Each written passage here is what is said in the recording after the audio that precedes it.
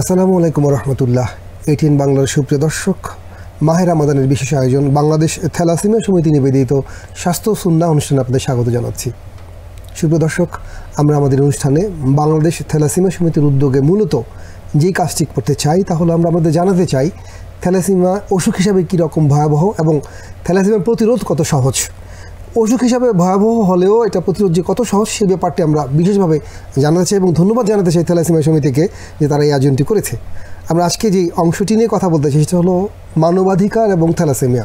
আমরা জানি যে আমরা জন্মগতভাবে কিছু মানবিক অধিকার নিয়ে পৃথিবীতে আসি, সেই অধিকারগুলো থ্যালাসেমিয়া হসপিটালের থ্যালাসেমিয়া সমিতির যে লোকের আছে তা আমাদের জানাতে চায়। তারা জানাক বা না জানাক, মানবিকভাবে আমরা এই অধিকারগুলো জন্মগতভাবে পেয়ে থাকি। ইসলামও আমাদেরকে সেই অধিকারগুলো দিতে চায় যে একজন মানুষ হিসেবে জন্মগ্রহণ করলেও সে কী অধিকার পাবে তা নিশ্চিত করতে চায়। কোরআন এবং হাদিস তা নিয়ে যথেষ্ট কথাবার্তা রয়েছে এবং চিকিৎসা বিজ্ঞানীরাও তা নিশ্চিত করবার জন্যই কাজ করে থাকেন। সেজন্য আমরা এই বিষয়টি নিয়ে কথা বলতে চাই। কথা বলার জন্য আমাদের সাথে রয়েছেন বাংলাদেশ থ্যালাসেমিয়া সমিতি হসপিটালের সম্মানিত নির্বাহী পরিচালক ডক্টর এ.কে.এম. একরামুল হোসেন স্বপন। আসসালামু আলাইকুম। ওয়ালাইকুম আসসালাম রহমতুল্লাহ। সুপ্রিয় দর্শক, আমাদের সাথে রয়েছেন তরুণ ইসলামিক স্কলার, জগন্নাথ বিশ্ববিদ্যালয়ের ইসলামিক স্টাডিজ বিভাগের সহযোগী অধ্যাপক, গবেষক এবং গবেষণা তত্ত্বাবধায়ক ডক্টর মোহাম্মদ খায়রুল ইসলাম। আসসালামু আলাইকুম ওয়া রাহমাতুল্লাহি ওয়া বারাকাতুহু। ওয়ালাইকুম আসসালাম রহমতুল্লাহ। আমরা দুজনকেই স্বাগত জানাচ্ছি। মানবাধিকার এবং থ্যালাসেমিয়া রোগীর যে আলোচনা সেটা আমরা বলতে চাই যে থ্যালাসেমিয়া রোগীকে নিয়ে আমাদের মধ্যে বহুবিধ কুসংস্কার এবং খারাপ ধারণা আছে। বিশেষ করে আমরা যদি জেনে ফেলি যে কোনো একটা মেয়ে বা ছেলে থ্যালাসেমিয়ার ধারক, আমরা তাকে একটু ভিন্ন দৃষ্টিতে দেখতে চাই। অন্য অন্য সামাজিক সদস্যের চেয়ে, পরিবারের সদস্যের চেয়ে তাকে আমরা কিছুটা তুচ্ছ তাচ্ছিল্য করবার চেষ্টা করি এবং এই কারণে আমরা যারা থ্যালাসেমিয়া টেস্ট করে বাহক কি ধারক জানতে চাই তাও জানার ক্ষেত্রে খুব একটা উদ্যোগী ভূমিকা পালন করি না, কারণ সমাজের দৃষ্টিভঙ্গি আমাদেরকে পিছিয়ে দেয়, দূরে রাখে। এবং আমরা যখন থ্যালাসেমিয়া রোগে আক্রান্ত হয়ে যাই তখনও যে সকল সামাজিক সাপোর্ট আমাদের দরকার সেগুলো আমরা যথেষ্টভাবে পাই না, পরিবারের তুচ্ছ তাচ্ছিল্যের শিকার হই এবং কোনো কোনো পরিবার আমাদেরকে বোঝাও মনে করে। এই প্রেক্ষাপটে আমরা শুরুতে ডক্টর খায়রুল ইসলামের কাছে যেতে চাই। একজন থ্যালাসেমিয়া রোগী নিজে একটা বিশাল কষ্টে থাকেন এবং মৃত্যু তাকে এই কষ্ট বহন করে চলতে হয় এবং সমাজে তাকে সেইভাবে সাপোর্ট করে না। ইসলাম কি বলে যে এরকম একটা রোগীর মানবাধিকার কীভাবে আমরা নিশ্চিত করব? আপনাকে অসংখ্য ধন্যবাদ। ইন্নাল হামদুলিল্লাহ রহমান ওয়াসসালাতু ওয়াসসালামু আলা রাসূলিহিল আমিন ওয়া আলা আলিহি ওয়া সাহবিহি আজমাইন। আপনি যে বিষয়টি আজকে আলোচনার অবতারণা করেছেন এটা একটা চমৎকার বিষয় যে আমাদের সমাজে অনেক রোগী আছে থ্যালাসেমিয়া। একটু আগে আমরা যে ডেটা শুনলাম যে মোটা দাগে যদি বলি আমরা 10% রোগী আমাদের এখানে থ্যালাসেমিয়ার বাহক আমাদের এখানে। তো অথচ থ্যালাসেমিয়া নিয়ে আমাদের এখানে প্রচুর পরিমাণ গবেষণার আমরা মনে করি অভাব আছে এবং সচেতনতার অভাব আছে, সামাজিক সচেতনতার। কিন্তু আপনি যেইটা বলছিলেন যে ইসলাম আমাদের যে একজন থ্যালাসেমিয়া রোগীকে আমাদের পরিবার অনেক সময় বোঝা হিসাবে দেখে, সামাজিকভাবে হেয় করা হয়, এই প্রেক্ষাপটে ইসলাম কি বলছে? প্রথমত দেখুন যে আল্লাহ রাব্বুল আলামিন মানুষকে অত্যন্ত সম্মানিত করেছেন, মানুষকে অন্যান্য সৃষ্টির উপরে শ্রেষ্ঠত্ব দিয়েছেন। ওয়ালাকাদ কাররামনা বানি আদম, আল্লাহ যেটি বলছেন যে আমি বনি আদমকে সম্মানিত করেছি। তো মানুষের সম্মান এবং মর্যাদা আল্লাহ রাব্বুল আলামিনের কাছে অনেক বেশি। এখন একটা লোক অসুস্থ হলো, আল্লাহ রাব্বুল আলামিন তাকে কোনো রোগ দিলেন, এটি তো তার এমন নয় যে এটি তার কর্মের ফসল। নানান কারণে আল্লাহ রাব্বুল আলামিন মানুষকে রোগ দেন, পরীক্ষা করেন, বিপদ আপদ দেন। এর মানে এই নয় যে সে আমাদের চাইতে এই সমাজে কিছুটা নিচু অবস্থানে রয়েছে। প্রথম কথা হলো একজন মানুষ যখন অসুস্থ হয় তখন আমার সামাজিক কিছু দায়বদ্ধতা তার প্রতি আছে। সেটা হচ্ছে ইসলামের দৃষ্টিতে কী দায়বদ্ধতা? প্রথম হচ্ছে তারকে সেবা করা, তার সেবা যত্ন করা, তার চিকিৎসার ব্যবস্থা করে দেয়া। আল্লাহ রাসূল যেটা বলছেন যে উদুল মারিদ, তোমরা কেউ যদি রুগী হয়, তোমাদের মধ্যে যদি কেউ অসুস্থ হয় তাকে সেবা করো। ইয়াউদ হুইজা মারিদা, অন্য হাদিসে বলছে যে কেউ যদি অসুস্থ হয় তার সেবা করা এটা একজন মুমিন হিসাবে আমাদের দায়িত্ব। এখন আমি যখন তাকে হেয় করলাম তখন তো আমি দুটো অপরাধের মধ্যে পড়লাম। একটা হচ্ছে যে আমি তাকে চিকিৎসা সেবা তো দিলামই না, দ্বিতীয়ত আমি তাকে অপমান অপদস্থ করলাম। অথচ ইসলামে এটির সুযোগই নাই। মানুষের সম্মানকে আল্লাহ রাব্বুল আলামিন সবার উপরে দিয়েছেন, সবার। ইভেন শুধু মানুষ জীবিত অবস্থায় না, মৃত অবস্থায় মানুষের সম্মান আছে। আপনি একটা ঘটনা জানেন যে আল্লাহ রাসূল সাল্লাল্লাহু আলাইহি ওয়াসাল্লাম একবার একটা লাশের পাশ দিয়ে যাওয়ার সময় দাঁড়িয়ে গেলেন। তখন সাহাবা কেরাম জিজ্ঞেস করলো, ইয়া রাসূলুল্লাহ আপনি কেন দাঁড়ালেন? এটা তো একটা ইহুদির লাশ। তখন আল্লাহ রাসূল বলেন, ইহুদি বলে সে কি মানুষ নয়? তো মানুষ জীবিত অবস্থায় তো তার মর্যাদা আছে, মারা যাওয়ার পরও তার মর্যাদা আল্লাহ রাসূল সাল্লাল্লাহু আলাইহি ওয়াসাল্লাম নিশ্চিত করেছেন। সেখানে একজন রুগী, যেখানে আমার তার পাশে দাঁড়ার কথা ছিল, কারণ তার তো চিকিৎসা পাওয়ার একটা অধিকার। আপনি যে মানবাধিকারের কথা বলছেন যে মানুষের কতগুলো অধিকার ইসলাম নিশ্চিত করেছে, যে কী কী অধিকার সে পেতে পারে, তার মধ্যে এটাও তো একটা অন্যতম অধিকার যে সে তার চিকিৎসা পাওয়ার অধিকার আছে, ঠিক না? তো এখন আমাদের সমাজে দেখুন অসুস্থ তা বা একজনকে আল্লাহ রোগ দিবেন, রোগ দিয়ে আল্লাহ পরীক্ষা করেন। আল্লাহ কোরআনুল কারীমে বহু জায়গায় বলছেন যে আমি মানুষকে রোগ বিসুখ দেই, পরীক্ষা নিরীক্ষা করি। এখন পরীক্ষা নিরীক্ষা যখন করবেন তখন আমাদের তো উচিত হচ্ছে আরও বেশি করে তার পাশে দাঁড়ানো। এখন মানবাধিকারের যেই বিষয়গুলো আছে তার মধ্যে প্রথম যেই মানবাধিকার, মানুষের সবচেয়ে বড় অধিকার যেটা, সেটা হচ্ছে জীবনের অধিকার, জীবনের বেঁচে থাকবার অধিকার। আল্লাহ রাব্বুল আলামিন বলেছেন ওয়ালা তাকতুলুন নাফসাল্লাতী হারামাল্লাহু ইল্লা বিল হক, তোমরা কোনো নফসকে হত্যা করো না অন্যায়ভাবে। তখন আমি যদি চিকিৎসা না দিয়ে কাউকে মৃত্যুর দিকে ঠেলে দেই, সেটাও তো এক ধরনের হত্যার মতো হয়। মান কাতালা নাফসান বিগাইরি নাফসিন আও ফাসাদিন ফিল আরদি ফাকান্নামা কাতালান নাসা জামিআ। আল্লাহ রাব্বুল আলামিন বলছেন যে কেউ যদি একজন ব্যক্তিকে অন্যায়ভাবে হত্যা করে, সে যেন গোটা দুনিয়ার সব মানুষকে হত্যা করলো। তাহলে প্রথম যে তার যে অধিকার, সেটা হচ্ছে তার বেঁচে থাকবার অধিকার। সে যে অবস্থায় থাকে না কোনো, হচ্ছে যদি অসুস্থ হয় তার চিকিৎসা পাওয়ার অধিকার। চিকিৎসা ছাড়া আল্লাহ রাসূল সাল্লাল্লাহু আলাইহি ওয়াসাল্লাম বলছেন যে আল্লাহ এমন কোনো রোগ সৃষ্টি করেন নাই যে রোগের চিকিৎসার দেন নাই, কেবলমাত্র মৃত্যু ছাড়া অন্য সব কিছুর ঔষধ আছে, চিকিৎসা আছে। সুতরাং আমাদের এই চিকিৎসাটুকু নিশ্চিত করতে হবে। এখন এই চিকিৎসা যদি কেউ অর্থের কারণে সেই চিকিৎসা নেওয়ার যদি ক্যাপাসিটি না থাকে, তাহলে আমাদের উচিত হবে আমাদের নিজেদের উদ্যোগে তার ওই অর্থ সম্পদের ব্যবস্থা করে তার চিকিৎসা নিশ্চিত করা। ঠিক আছে, অনেক ধন্যবাদ মোহাম্মদ খায়রুল ইসলাম। সুপ্রিয় দর্শক, আমরা চমৎকার আলোচনা শুনছিলাম। আল কোরআন আল হাদিস আমাদেরকে এই চেতনা উদ্বুদ্ধ করে যে একজন মানুষ জন্মগতভাবে বেঁচে থাকার অধিকার পাবে, খাবারের অধিকার পাবে, বাসস্থানের অধিকার পাবে, এবং বেঁচে থাকার অধিকারের মধ্যে তার সংযুক্ত অধিকার হলো সে চিকিৎসা পাবে। তাহলে আমরা, আমাদের সাথে রয়েছেন বাংলাদেশ থ্যালাসেমিয়া সমিতি হসপিটালের সম্মানিত নির্বাহী পরিচালক, যারা নিজেদের স্বপ্ন নিয়ে, চিন্তা নিয়ে, আদর্শ নিয়ে, দর্শন নিয়ে এবং নিজেদের অনেক কিছু উজাড় করে এই হসপিটালটি, সমিতিটি গড়ে তুলেছেন। তাদের কাছে যেতে চাই, বাংলাদেশে থ্যালাসেমিয়া ট্রিটমেন্টের এখন কী পর্যায়ে রয়েছে, কী অবস্থা রয়েছে, কেমন সুবিধা তারা পায়, মানবাধিকার নিশ্চিত হয় কিনা তাদের? অনেক ধন্যবাদ আপনাকে। বিষয়টা হচ্ছে যে থ্যালাসেমিয়া চিকিৎসাটা যদি এনশিওর করা যায়, যে চিকিৎসাটা আধুনিক চিকিৎসা, protocol of treatment for thalassemia patient, সেটা দিয়ে রোগীদেরকে আমি আগে বলেছি অনেক দিন পর্যন্ত বাঁচিয়ে রাখা সম্ভব।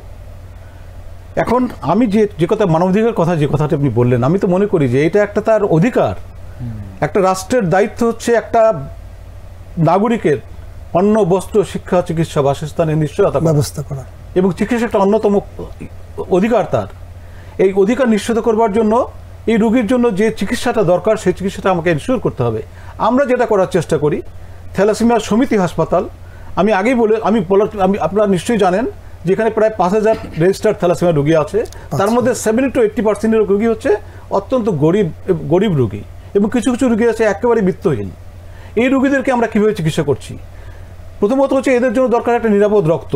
এই নিরাপদ রক্তের জন্য আমাদের মাসে 1000 ব্যাগ রক্তের দরকার, মাসে কমপক্ষে 1000 ব্যাগ। আমরা কিন্তু এই যে ভলান্টারি বিভিন্নভাবে যোগাযোগ করা, যেটা কালেকশন করি নিরাপদ রক্তটা, যাতে মানে সেরকম একজন ভলান্টারি ব্লাড ডোনেশন নেওয়া যায়, আমরা মাত্র 40 to 50% রক্ত এদের কাছ থেকে জোগাড় করতে পারতেছি এখন পর্যন্ত। বাকি কিন্তু 40 to 50% পারছি না, কারণ সেরকম ডোনার পাইতেছি না। এদেরকে বহুভাবে কষ্ট করতে হয়, বিভিন্ন জায়গায় যেতে হয়।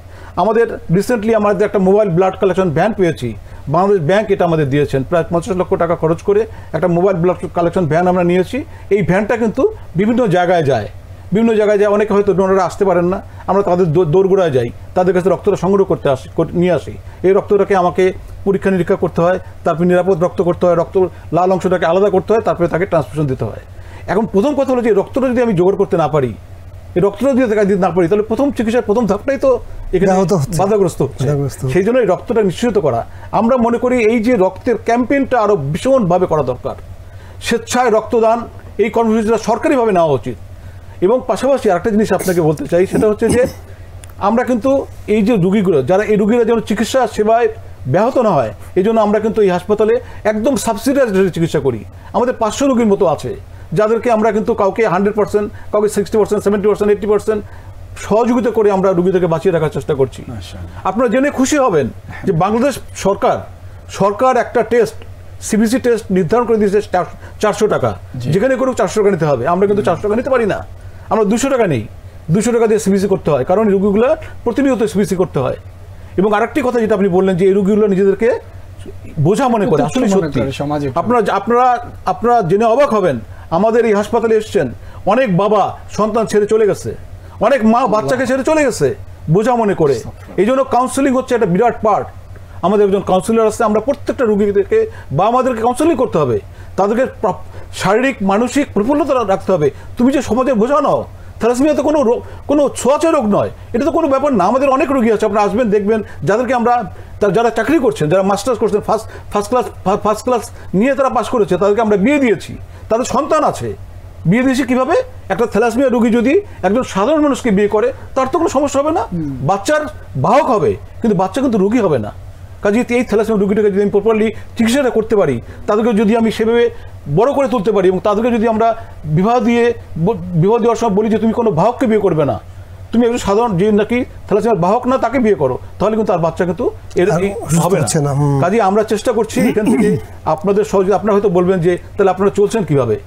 আমরা চলছি কীভাবে জানেন? আমরা সরকারি কিছু অনুদান আছে, আর বাংলাদেশে এখনও বহু মানুষ আছেন, অনেক প্রতিষ্ঠান, অনেক ব্যক্তি যারা মহৎ হৃদয়ের ব্যক্তি, যারা আমাদেরকে এই সময় এগিয়ে আসছে। অনেক আছে যারা আমাদের বাচ্চাদের স্পন্সর করেছে।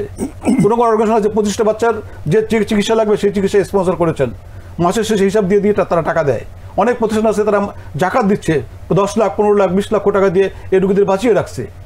বছরে আমরা প্রায় 1.25 কোটি টাকা সাবসিডি দিচ্ছি। কিভাবে? এইভাবেই জনগণের কাছ থেকে আমরা দিতে পারছি। যাই হোক, আমার কথা হলো একটাই, খালি আমাদের ইচ্ছা যে রোগীদেরকে আমি যেন এই প্রপারলি চিকিৎসা দিতে পারি। কারণ খালি চিকিৎসাই না, এই চিকিৎসার পাশাপাশি তাকে কাউন্সিলিং করা, তাকে তার অন্যান্য টেস্ট যেগুলো দরকার। কারণ জানেন থ্যালাসেমিয়া রোগীদের কিন্তু মাসিক, দৈনিক, মাসিক এবং ত্রৈমাসিক, বছরে অনেক টেস্ট করতে হয়। এই টেস্টগুলো করতে হবে যে তার ওষুধগুলো খাচ্ছে, রক্ত নিচ্ছে, তার শরীরের কী অবস্থা, তার লিভারের কী অবস্থা, তার কিডনির কী অবস্থা, তার অন্যান্য হরমোনের কী অবস্থা, এগুলো করতে করতে অনেক কন্টিনিউয়াস চেকআপের মধ্যে তাকে থাকতে হয়। এই জিনিসগুলো করা এবং প্রপারলি কাউন্সিলিং করা, ডায়েটারি করা, এবং তাদেরকে সবচেয়ে বড় হলো তাদের মানসিক সাপোর্ট দেওয়া। তুমি ভালো, তুমি সমাজের বোঝা না, তুমি ভালো। পৃথিবীতে যারা এই যে বললেন আপনি ক্যারিয়াররা, যারা ক্যারিয়ার হয়, যারা বাহক, তাদেরকে তো ভয় পাওয়ার কথা সাধারণ মানুষ। সাধারণ আজকে বাংলাদেশের ভূমধ্যসাগরীয় যে দেশগুলো আছে, মানে গ্রিস, ইটালি, সাইপ্রাস, একসময় তাদের 40% ছিল থ্যালাসেমিয়ার ক্যারিয়ার, সেখানে এখন গ্রোথ রেট 0। কিভাবে 0 করছে? এবং তারা এখন যারা ক্যারিয়ার, তারা ব্যান্ড পরে বেড়ায়, জানেন, ব্যান্ড পরে যে আমি ক্যারিয়ার, কিচ্ছু যায় আসে না। আমাদের একটাই কথা, এটা হলো বিশাল কর্মযোগ্য ভাই। আমার কথা হলো যে থ্যালাসেমিয়া, আমাদের আলটিমেট উদ্দেশ্য থ্যালাসেমিয়া প্রতিরোধ করা। এটা একটা বিশাল কর্মযোগ্য। এটা বাংলাদেশ থ্যালাসেমিয়া সমিতি বা সরকার বা কোনো প্রতিষ্ঠানের পক্ষে এককভাবে করা সম্ভব না। আমি মনে করি সরকারকে উদ্যোগ নেওয়া উচিত, তার পৃষ্ঠপোষকতা সবাইকে নিয়ে একটা ছাতার তলায় আমরা সারা দেশে উপজেলা পর্যন্ত ব্যাপক সচেতনতা সৃষ্টি করা, এবং ব্যাপক সচেতনার মাধ্যমে ক্যারিয়ার ডিটেকশন করা, এবং ক্যারিয়ারে বিয়েটা বন্ধ করলে এই রোগটা হবে না। অনেক ধন্যবাদ, আপনি চমৎকার বলছেন। সুপ্রিয় দর্শক, আসলে আমরা যেমন বলছিলাম যে ক্যারিয়ার বা রোগী আমাদের কাছে বোঝা মনে হয়, এবং রোগীকে আমরা নানাভাবে হেয় করার চেষ্টা করি। প্রিয় ভাই, আল্লাহ রাব্বুল আলামিন আমাকে বা আপনাকে সুস্থ রেখেছেন। এমন তো হতে পারতেন যে ওই রোগীটি আমি হতাম, কারণ এখানে তো আপনার বা আমার কোনো দায় নেই, যে রোগী তারও কোনো দায় নেই। ফলে আমরা কেন তাকে এমন চোখে দেখব যে চোখে দেখলে সে নিজেকে হিরো মনে করে, তুচ্ছ মনে করে, বরং আমরা যেন তাকে নিশ্চিত করি যে সে আমাদের মতো একজন, আমাদেরই একজন। আল্লাহ রাব্বুল আলামিন আমাদেরকে বোঝার তৌফিক দান করুক। যেতে একটু ডক্টর খায়রুল আপনার কাছে, আমাদের আলোচক বলছিলেন যে অনেক লোক এখানে ডোনেশন করে, জাকাত দেয়। বাইরের আলোচনা থেকেই বলি, আসলে আমার এটা খুবই মানে আশ্চর্য। প্রথমত আপনাদেরকে ধন্যবাদ দেই, আপনারা যারা এই কর্মযজ্ঞটা করেছেন। আমি একদম, এবং আমি তো জানতাম না যে আপনার আলোচনা, না এটা তো অবশ্যই আমাদের দায়িত্ব, এটা আমাদের প্রত্যেকের দায়িত্ব। আসলে হলো কি, আমি যে আলোচনাটি করতে চাই, আসলে আমাদের সমাজে যারা আমরা বিত্তবান আছি, আমাদের মনে হয় যে আমরা অনেকে এমনও আছি যে আমরা সঠিক জায়গা দান করবার খুঁজে পাই না। অনেক সময় এমনও হয় যে আমরা সঠিক জায়গা পাই না, এবং আমরা ইবাদত বন্দিগিতে, এই যে রমাদান মাস, আমরা ইবাদত বন্দিগিতে মত্ত আছি। ভাই, আপনি অনেক ইবাদতের চাইতে এটা বড় ইবাদত, যে আপনি একটা মানুষের জীবন রক্ষার্থে আপনি আমি বলি ভাই, আপনাকে আল্লাহ বাছাই করুক, আল্লাহ আপনাকে নির্বাচন করুক যে আপনি একটা মানুষের জীবন রক্ষার্থে একটু কাজে আসেন। কারণ আল্লাহ রসুল বলছেন, মান নাফাসা আন মুমিনিন কুরবাতান নাফাসাল্লাহু তাআলা আনহু কুরবাতাম মিন কুরাবি ইয়াউমিল কিয়ামা, যে দুনিয়াতে একজন ঈমানদার একজন মানুষের বিপদ দূর করলো, কিয়ামতের দিন আল্লাহ তার বিপদ দূর করবেন। তো ভাই, কিয়ামতের ময়দানে আমরা কে কোন অবস্থায় থাকবো? আমাদের অনেক ইবাদতই আমাকে মুক্তি দিতে পারবে না, কিন্তু আমি যদি দুনিয়াতে কারো বিপদে পাশে দাঁড়াই, আল্লাহ রাব্বুল আলামিন ওয়াদা করেছে যে আল্লাহ রাব্বুল আলামিন কিয়ামতের দিন তার বিপদ দূর করবে দিন। তাহলে আমার মনে হয় যে আমাদের যাদের সম্পদ আছে, আমরা যারা বিত্তশালী, আমরা একটু এগিয়ে আসি। কারণ এই যে আমাদের যে সম্পদ, এই সম্পদের মধ্যে তো আল্লাহ তাদের জন্য অধিকার রেখেছেন। আজকে আমাকে সম্পদশালী করেছেন, কালকে আমাকে সম্পদহীনও করে দিতে পারেন। আজকে আমি সুস্থ, কালকে আমাকে রুগী করে দিতে পারেন। এটা কিন্তু আল্লাহ রাব্বুল আলামিন করেন। আল্লাহ রাব্বুল আলামিন বলছেন যে ওয়াইদা মারিতু ফাহুয়া ইয়াশফিন, কেউ যদি অসুস্থ হয় আমি সুস্থতা দিই, আমি তাকে রোগ দিই।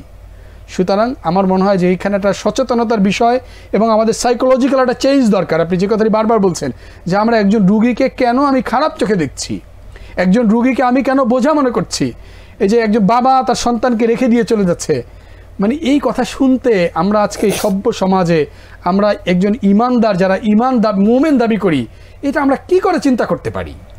এটা কি করে চিন্তা করি? এটা তো কেয়ামত না যে একজন মানুষ আরেকজন মানুষের কল্যাণে আসবে, এটা তো দুনিয়াতে। এখানে আল্লাহ বানিয়েছেন একজন আরেকজন কল্যাণ করবার জন্য।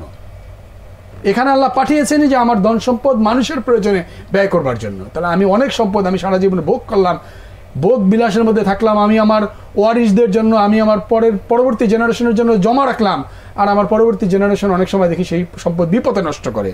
বরং হ্যাঁ, পরবর্তী জেনারেশনের জন্য যতটুকু জমা রাখার দরকার ততটুকু করি, বাকিটা আমি দুনিয়াতে থেকে ব্যয় করি। আল্লাহ রাব্বুল আলামিন এটার বিনিময়ে আমাকে কিয়ামতের দিন দিবেন। এবং আমরা যদি দান সাদাকা করি আমাদের সন্তানদেরও ভালো রাখবে, সন্তানদেরও ভালো থাকবে। এবং আল্লাহ রাসূল তো হাদিসে বলছেন সাদাকাতু তুরাদ্দুল বালা, যে যত বেশি দান করবেন আপনি তত বিপদ থেকে মুক্তি পাবেন। কারণ ধন সম্পদ এই দান করলে আল্লাহ রাব্বুল আলামিন তাকে বালা মুসিবত থেকে হেফাজত করেন। তা আমার মনে হয় আমাদের প্রত্যেকের একটু এগিয়ে আসা উচিত। আরেকটা হচ্ছে ব্লাড ডোনেশন। এটা আমরা বারংবার বলছি যে আমরা যারা সুস্থ আছি আমরা চাইলেই আমরা প্রতি বছর অন্তত 3 বার তো ন্যূনতম আমরা রক্ত দান করতে পারি। আমি মনে করছি আমি রক্তটা শরীরে রাখছি, কিন্তু আমার এই রক্ত হয়তো আরেকজনের জীবন রক্ষাকারী হতে পারে। 4 মাস পর কিন্তু অটোমেটিক মারা যায়, নষ্ট হয়ে যাচ্ছে। আমার মনে হয় আমার এটা সরকারকেও দায়িত্ব নেওয়া উচিত। এটা আমার মনে হয় এটা কেন্দ্রীয়ভাবে যদি এটা শখ করে যে কারা প্রতি বছরে অন্তত 1 বার 2 বার ন্যূনতম রক্তদান করে নাই তাদেরকে প্রয়োজনে কোনো না কোনো ভাবে উৎসাহিত করা যে আপনি রক্তদান করেন, টেক্সট দিয়ে হোক, তার কাছে বার্তা পৌঁছে হোক, যেভাবে হোক। কারণ শুধু রক্তেই অন্যের জীবন কখনো কখনো রক্ষা করতে পারে। অবশ্যই। তা আমার মনে হয় আমাদের প্রত্যেকের এই দান সাদাকা এবং ব্লাড ডোনেশন এই কাজে যত বেশি আমরা এগিয়ে আসবো, আমাদের সমাজে যারা থ্যালাসেমিয়া রোগী আছে তত বেশি তারা সমাজের বোঝা হবে না। এই যে বারবার বলছি যে সুস্থতার মাধ্যমে, চিকিৎসার মাধ্যমে তাদেরকে অনেকদিন সুস্থ রাখা সম্ভব অনেক সময়। এবং আমরা যদি সচেতনতা তৈরি করতে পারি তাইলে এই রোগ একেবারে নির্মূল করা সম্ভব। যদি আমরা বাহক বিবাহ খালি যদি আমরা বন্ধ করতে পারি তাহলে এই রোগ আস্তে আস্তে আস্তে আস্তে নিরাময় হয়ে যাবে। আমার মনে হয় আমরা প্রত্যেকে এই রমাদানে আমরা সিদ্ধান্ত নিই যে আমরা প্রত্যেকে আমার যথাসম্ভব ব্লাড ডোনেশন এবং আমি অর্থ সম্পদ রোগীদের জন্য, অসুস্থ অসহায়দের জন্য দান করি। আল্লাহ রাব্বুল আলামিন আমাদেরকে তৌফিক দেন। অনেক ধন্যবাদ ডক্টর খায়রুল ইসলাম। সুপ্রিয় দর্শক, আপনারা দেখেছেন যে আলোচক নিজে আবেগ আপ্লুত হয়েছেন। কারণ ব্যাপারটা এরকমই, আবেগ আপ্লুত হওয়ার মতো বিষয়। মানে আমরা যারা চোখে দেখি নাই, যারা ওনারা কাজ করছেন তাদের সাথে মানে কি পর্যায়ে গেলে, সামাজিক দিক থেকে কি পর্যায়ের অসুবিধা হলে, কি পর্যায়ের ভিন্ন দৃষ্টিতে দেখলে, অথবা কি পরিমাণ অক্ষম হলে একজন বাবা মা তার সন্তানকে হসপিটালে রেখে চলে যেতে পারে, আমরা শুধু এই ব্যাপারটা খেয়াল করি। আরেকটা বিষয় খেয়াল করি প্রিয় দর্শক, আমরা 18 কোটি মানুষ এই দেশে, আমরা যদি শিশু এবং বৃদ্ধকে বাদ দিই 6 কোটি লোক রক্ত দেওয়ার যোগ্য এই দেশে। এবং প্রতি 4 মাসে এই 6 কোটি লোক রক্ত দিলে এক বছরে 18 কোটি ব্যাগ রক্ত দেওয়া সম্ভব, যেখানে আমাদের চাহিদা মাত্র 50 লাখ ব্যাগ রক্ত। আপনি যদি একটু ভালো বলেন। জি আমাদের তো আমরা তো যে চাহিদা তার মানে জাস্ট 1/3 আমরা মেকআপ করতে পারতেছি না। লাগবে কি 50 লাখ? লাগে 50 লাখের বেশি লাগে, 50 লাখের বেশি লাগে। এটা আমরা 18 কোটি ব্যাগ রক্ত সম্ভব আমাদের, কিন্তু এর হচ্ছে না। কারণ এটা হলো কি আমরা মানুষকে অ্যাওয়ার করতে পারতেছি না। যে কথাটা আপনি বললেন যে আবেগে আপ্লুত হওয়া, আমি অনুরোধ করব যে যারা এইটা শুনছেন বা যারা আছেন অনুষ্ঠান দেখছেন তাদেরকে অনুরোধ করবো আপনারা দয়া করে বাংলাদেশ থ্যালাসেমিয়া সমিতি হাসপাতাল প্রতিদিন খোলা, সকাল 9টা থেকে বিকাল 4টা পর্যন্ত। অসংখ্য রোগী সারা বাংলাদেশ থেকে আসছে, তাদের পাশে এসে দেখে যান যে তারা তাদের অবস্থা, তাদের দেখেন, তাদেরকে দেখলে আপনি বুঝতে পারবেন যে তারা কীভাবে চিকিৎসা গ্রহণ করছেন, তাদের বাবা মারা কী অবর্ণনীয় কষ্ট দুঃখ নিয়ে তাদের চলতে হচ্ছে। এবং আমরা যারা প্রতিনিয়ত তাদের পাশে দাঁড়াই আমরা জানি, বুঝতে পারছি। ওই যে আমাদের সভাপতি সাহেব বলেন যে কি যত না বিশ্বে বুঝিবে সে কিসে, কবু আসি বিশ্বে দংশিনী জানে। এই সমিতিটা গঠিত হয়েছে থ্যালাসেমিয়া রোগী এবং তাদের বাবা মার দ্বারা। একটা উদ্দেশ্য ছিল, ওইটাই বলছে যে আমরা যারা এই সন্তানরা যারা ভুগছে, আমরা যারা সমিতি পরিচালনা করছি, আমরা বুঝি এই সন্তানদের কষ্ট এই অবস্থা থেকে যাচ্ছে।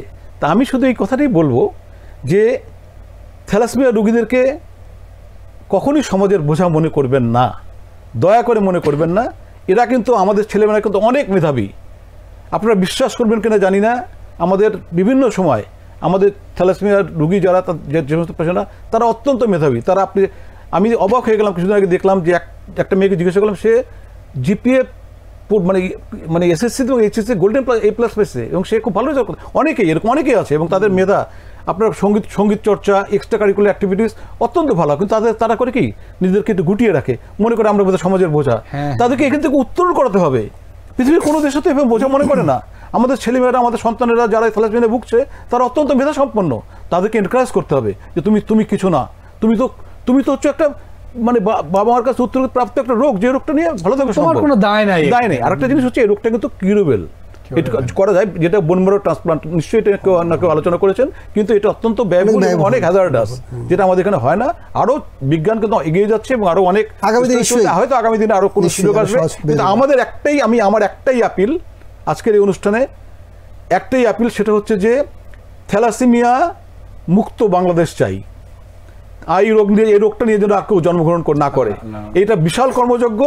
আমরা যেন সবাই মিলে একই ছাতার তলায় একটা স্লোগান নিয়ে আসতে পারি যে বিয়ের আগে আসুন আমরা রক্তটা পরীক্ষা করি এবং বাহক নির্ণয় করি এবং বাহকে বিয়েটা বন্ধ করে আমরা একটা থ্যালাসেমিয়া মুক্ত বাংলাদেশ গড়ি।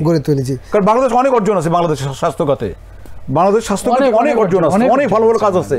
আমরা শিশু মৃত্যুর হার কমিয়েছি, আমরা ভ্যাকসিনেশন বলেন, আমরা ম্যালেরিয়া নির্মূল বলেন, আমরা পোলিও নির্মূল করেন, অনেক অর্জন আছে। আর থ্যালাসেমিয়ার মতো রোগ প্রতিরোধ করতে পারবো না এটা আমি বিশ্বাস করতে পারি না। সবাই মিলে যদি সম্মিলিতভাবে করা যায় এটা করা সম্ভব। অনেক ধন্যবাদ। আপনারা দুজনে খুব প্রাণবন্ত এবং আবেগময়ী কথা বলেছেন। সুপ্রিয় দর্শক, আমরা নিজেরাও অনেকখানি আবেগ আক্রান্ত, এই কারণে যে আমরা বিদেশে যখন গিয়েছি তখন দেখেছি যদি কারো স্পেশাল চাইল্ড হয়, সেই চাইল্ডটা স্পেশাল হয়, তাকে আলাদা যত্ন দেওয়া হয়। শুধু বাংলাদেশে আমরা স্পেশাল চাইল্ডকে যত্ন দিতে পারি না। এবং মনে রাখবেন যে থ্যালাসেমিয়া রোগী কোনো স্পেশাল চাইল্ডও না, তার সব কিছু ঠিক আছে, সে একটা সাধারণ রোগী যাকে সেবা করলে সে স্বাভাবিক জীবনযাপন করতে পারে। আর এই জায়গাতে আমরা যদি তার পাশে না দাঁড়াই, মানবাধিকারের যে লঙ্ঘনের কথা আমরা বলি, এটা হলো নৃশংস নির্মম লঙ্ঘন, যে আমি আমার পরিবারের সন্তানের সঙ্গে, আমার সমাজে একটা ছেলের সঙ্গে এই আচরণটি করছি, একটা মেয়ের সঙ্গে এই আচরণ করছি। আল্লাহ রাব্বুল আলামিন আমাদেরকে কিয়ামতে এই জন্য ভয়ঙ্করভাবে ধরবেন। আসুন আখিরাতের জবাবদিহিতার ভয়ে এবং বাংলাদেশকে থ্যালাসেমিয়া মুক্ত করবার প্রত্যয়ে আমরা নিজেরা সচেতন হই, বাকিদেরকে সচেতন করি, তাহলে আমাদের এই রমাদান, আমাদের সালাত, আমাদের কিয়াম, আমাদের সিয়াম সব সার্থক হবে। আল্লাহ রাব্বুল আলামিন আমাদেরকে বুঝে বাংলাদেশকে থ্যালাসেমিয়া মুক্ত করবার প্রত্যয়ে প্রদীপ্ত হবার তৌফিক দান করুক। আসসালামু আলাইকুম ওয়া রাহমাতুল্লাহি ওয়া বারাকাতুহু।